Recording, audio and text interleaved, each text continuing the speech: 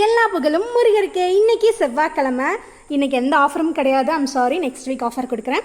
இன்றைக்கி ready to டிஸ்பேச்சில் 4-in-1 shampoo அவைலபிளாக இருக்குங்க. ஃப்ரெஷ் பேட்சாக இன்றைக்கி தான் பண்ணியிருக்கேன். இதோட மேக்கிங் வீடியோவில் நாளைக்கு இல்லை நாளானிக்கு நான் வந்து அப்லோட் பண்ணுவேன்.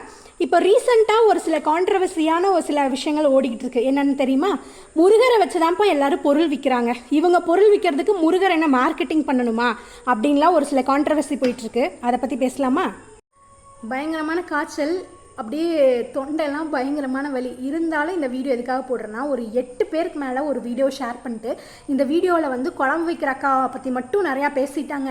உன்னை பற்றியும் பேசியிருக்கணும். நீயும் போகிற கோயிலெல்லாம் முருகர் கோயில், போடுற ஆஃபரும் செவ்வாய்க்கிழமை மட்டும்தான் போடுற, இந்த மாதிரிலாம் ஒரு சிலர் கலாய்ச்சிட்டு சிரிச்சிட்டு போயிட்டாங்க. ஆனால் அது எனக்கு பர்சனலாக ஹர்ட் ஆகிடுச்சுங்க. என்னன்னா, இப்போ நான் முருக பக்தையாக இருக்கிறதுல உங்களுக்கு என்ன பிரச்சனை? நான் கோயிலுக்கு போகிறதுக்கு நீங்கள் செலவு பண்ணுறீங்களா? இல்லை. நான் என் சொந்த காசை போட்டு எனக்கு பிடிச்ச முருகரை நான் போய் பார்த்துட்டு வரேன். அதை நான் விலாகாக போடுறேன். பிடிச்சா பாருங்கள், பிடிக்கலினா பார்க்க வேண்டாம். அதில் எனக்கு எந்த பிரச்சனையும் கிடையாது, சரிங்களா? இன்னொரு விஷயம், ஒரு விஷயம் ஆரம்பிக்கிறதுக்கு முன்னாடி முருகர்கிட்ட வச்சு அதை ஆரம்பித்தா அது சக்ஸஸ்ஃபுல்லாக போகும் அப்படிங்கிறது எங்களோட நம்பிக்கை.